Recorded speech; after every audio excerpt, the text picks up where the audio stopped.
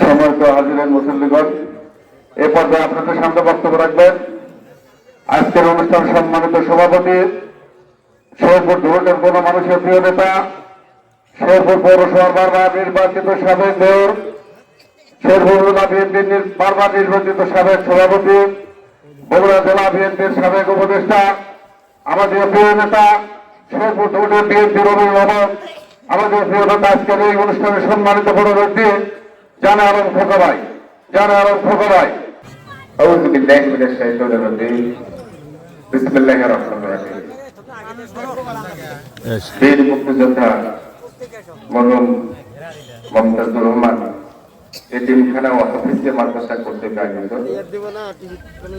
আজকে শাস্ত্রুল কোরআন মাহফিলে সম্মানীয় সভাপতি জনাব ফারুক হোসাইন,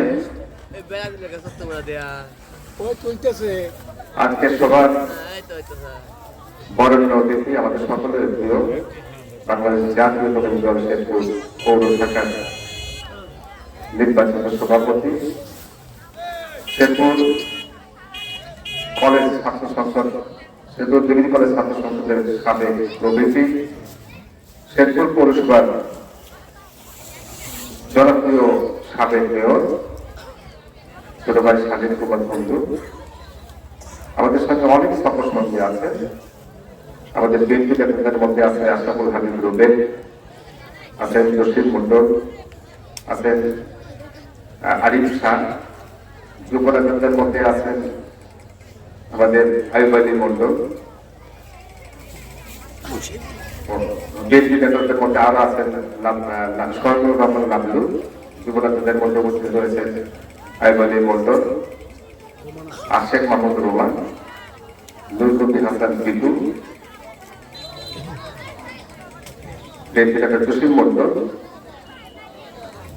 সহ আমাদের সফরসঙ্গী সাংবাদিক বৃন্দ, আমার ছোট ভাই লেমন, মোতাল্লিব এবং চাহের সহ বিভিন্ন পর্যায়ে তাদের চিন্তা ভাবনা, জমি কেনা, বাড়ি করা, গাড়ি করা, এগুলোই সব আমাদের সব চিন্তা ভাবনার মধ্যে আছে। কিন্তু আমরা কখনো কল্পনায় আনি না যে দুনিয়ার খরচটাই আখেরাত হচ্ছে অনন্তকাল। এই খরচটাই জিন্দেগির জন্য 50-60 বছর, 65 বছর, 70 বছর আল্লাহ সুবহানাহু ওয়া তাআলা যদি কাউকে দয়া করে হয়তো 100 বছর বাঁচছে, এই সামান্য জিন্দেগি। কিন্তু যখন আপনি কবরে যাবেন, এই কবরের জিন্দেগি যেদিন থেকে শুরু হবে সেদিন থেকে আর শেষ হবে কিনা জানতে বলতে হবে। এই জিন্দেগির জন্য আমাদের কোনো ফিকির নেই। এখানে হলো আমাদের ব্যাখ্যা। আল্লাহ সুবহানাহু ওয়া তাআলা পবিত্র সূরা ঘোষণা করেছেন, যে মানুষ মৃত্যুর কথা বেশি বেশি চিন্তা করে সে হলো সবচেয়ে বুদ্ধিমান, সবচেয়ে জ্ঞানী। আর যার মধ্যে মৃত্যুর কথা নাই, অনুশোচনা নাই, অনুধাবন নাই, সে হলো সবচেয়ে বোকা। সেও জানে না যে শুয়ে আজকে রাত্রেবেলা সকালবেলা আমার কিন্তু ভোর হবে কিনা, এই গ্যারান্টি কিন্তু কারো নাই। অনেক মানুষ মৃত্যুর প্রতি মনে থাকে। আজকে একটা জানাজা করলেন, তো জানাজায় আমি প্রায় বলি যে দেখে আল্লাহ আমাদের ভাগ্যে, আমাদের নসিবে এরকম রাখছে কিনা যে জানাজার সময় মানুষ আমাদের সামনে দাঁড়িয়ে থেকে দুটো কথা বলবো। আমার মরদেহ সামনে থাকবে না থাকবে না এটা কিন্তু আমরা কেউ জানি না। অনেক মানুষ এই ফাঁসিবাদের এই সরকার, মানে ফাঁসিবাদের সরকারের সময়, এই যে সরেছে হাসিনার সময় অনেক মানুষ গুম হয়ে গেছে, অনেক মানুষ নিখোঁজ হয়ে গেছে, যাদের খবর কেউ জানে না। সেই মানুষের জানাজা হচ্ছে কিনা কেউ জানে না, সেই মানুষ মৃত্যুবরণ করছে কিনা কেউ জানে না, তাদের দোয়া করানো কেউ জানে না। দোয়া কি মনে করে মরে গেলে মরে যান দোয়া একটা, নিজের ক্ষেত্রে দোয়া কোন দোয়া কেউ জানে না। আপনারা আমার মৌত কিভাবে হবে আল্লাহ সুবহানাহু ওয়া তাআলা সেই স্মৃতি নির্ধারণ করে রাখছেন। যাক, আমি বলতে চাচ্ছি এই মৌতের কথাটা আমাদের সবসময় বেশি বেশি ফিরে আনতে হবে। আল্লাহ সুবহানাহু ওয়া তাআলা পবিত্র সূরাতে ঘোষণা করেছেন যে আমি যদি আল্লাহর ইত্তেবা করি তাহলে রাসূলের ইত্তেবা করা হবে। তো রাসূল বলছে আমাকে যারা ইত্তেবা করে, আমাকে যদি কেউ ইত্তেবা করে সেটা আল্লাহ ইত্তেবা করা হবে। আল্লাহ এবং আল্লাহ রাসূল কিন্তু সম্পর্ক একে অপরের সম্পর্ক। আমরা রসুল প্রেমিক যাদের করি আমাদের মধ্যে ইমানি শক্তি আছে সত্য, কারণ কখনো এই ধর্মীয় বিষয়ে যদি কেউ নেতিবাচক প্রশ্ন করে কিংবা কোনো নেতিবাচক কথা বলে সেটা কিন্তু আমাদের সহ্য হয় না। এতে এতে আমার বিশ্বাস যে আমাদের মধ্যে ধর্মীয় চেতনা আছে, ধর্মীয় অনুভূতি আছে, কিন্তু এই ধর্মীয় অনুভূতিটা প্রকৃতপক্ষে যে কারণে ধর্মীয় অনুভূতি আমাদের কাজে লাগানো দরকার সেই কাজগুলো কিন্তু আমরা করছি না, সেই কাজগুলোর মধ্যে আমরা নাই। দেখেন আজকে আমাদের প্রত্যেকটা সংস্থানের মধ্যে প্রত্যেকটা পরিবারের মধ্যে অশান্তি, দেশে তো আপনি দেশের কথা ভাবছিলাম কালি অনেক কথা বলছে, আমি অধিকার যাবো না। আমাদের প্রত্যেকটা পরিবারের মধ্যে আজকে অশান্তি, এই অশান্তির কারণ হচ্ছে যে ধর্মীয় মূল্যবোধ থেকে আমরা অনেক দূরে, ধর্মীয় মূল্যবোধের মধ্যে আমরা নাই। আমরা শুধুমাত্র যাদের বয়স হয়ে গেছে তারা মসজিদে যাচ্ছি, তাকে যাওয়ার কোনো জায়গা নেই। যে মানুষের 60 বা 70, 72, 75 বছর বয়স হচ্ছে ওই মানুষের সাথে কেউ পেশারি পান না, ছেলে মেয়েও কথা বলে না, বা মেয়েরা ছেলে মেয়েও কথা বলে না, আত্মীয় স্বজনের কথা বলে না, বন্ধু বান্ধব তো হয়তো অনেকেরই আছে অনেকের নাই, যেখানে মানুষের নিঃসঙ্গ বলে নিজের অসহায় বলে, তখন কি করে ওই মসজিদে যাবো মাদ্রাসায় যাবো। আমি এই জন্য বলতে চাই যে আসলে আল্লাহ সুবহানাহু ওয়া তাআলা পবিত্র সূরাতে ঘোষণা করেছেন যুবকদের হচ্ছে ইবাদত করার মুখ্য সময়। যে সময়টা আমাদের ইবাদত করতে হবে সেই সময় আমরা ইবাদত করি নাই, যে সময়টা আমাদের ইবাদতের জন্য ব্যয় করা দরকার সেই সময়টা আমরা ইবাদতের জন্য ব্যয় করছি না। আমরা কখন করছি? আমরা যখন মৃত্যুর পথে যাচ্ছি, আমি যখন দেখছি যে আমার এক কবরের মধ্যে আছে, তখন আমার এই সুস্থ লাগে যে আমার মসজিদে যেতে হবে, আমার নামাজ আদায় করতে হবে। এই নামাজের ব্যাপারে একটা কথা বলে আমি কথা শেষ করবো, আমি কথা গেয়ে দেবো যেহেতু প্রধান বক্তব্য নিয়ে এসছেন। এজন্যই যে আমরা অনেকেই নামাজ পড়ি, অনেকেই রোজা করি, অনেকেই হজ করেছি, অনেকেই ধর্মীয় অনুশাসন মানার জন্য চেষ্টা করছি, কিন্তু কখনই কি আমরা ভেবে দেখেছি যে আমি যা করছি ধর্মের যে নির্দেশ আছে, ধর্মের যে হুকুম আছে, আহকাম আছে, এগুলি আমি পরিপূর্ণভাবে করতে পারছি কিন্তু সেটাকে আমরা ভেবে দেখছি? আমার মনে হয় না, আমি নিজেই হতে পারতেছি না। ধর্মীয় যে অনুশাসন আছে, ধর্মীয় যে নির্দেশ আছে, ধর্মীয় যে আহকাম গুলো আছে, সেগুলো আমার পক্ষে হয়তো ওইভাবে মানা সম্ভব হবে না। এই জন্য কি আমরা কখনো কোনো আলেমের কাছে পরামর্শ দিচ্ছি, আমরা কোনো খতিবের কাছে পরামর্শ করছি, আমরা কোনো ইমামের সাথে পরামর্শ করছি, আমরা কোনো হেফজখানায় যে হাফিজ সাহেবের সাথে কথা বলছি, কোনো মৌলানা সাহেবের সাথে কথা বলছি? বলি না। আমি কিভাবে ওযু করবো এটাই আমি সঠিকভাবে জানি না।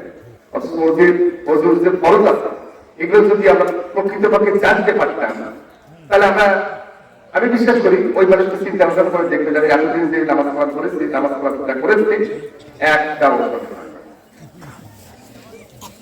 এই জন্য আমি অবশ্যই বলি আমার কাছে এত বলি, এত চাই, এই যে হাসিনার পতনের জন্য এত দোয়া করলাম, আমার আল্লাহ আমাদের কথাই শুনে না।